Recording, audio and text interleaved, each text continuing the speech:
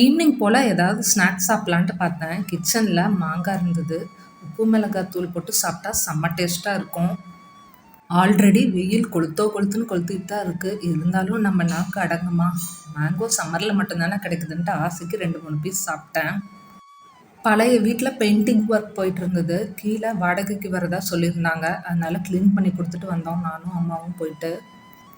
ஒரு குட்டி home tour மாதிரி ஷேர் பண்ணியிருக்கேன். சிங்கிள் பிஹெச்கே தான். ஹால், ஒரு பெட்ரூம், சின்னதாக டைனிங் ரூம், ஒரு மீடியம் சைஸ் கிச்சன்.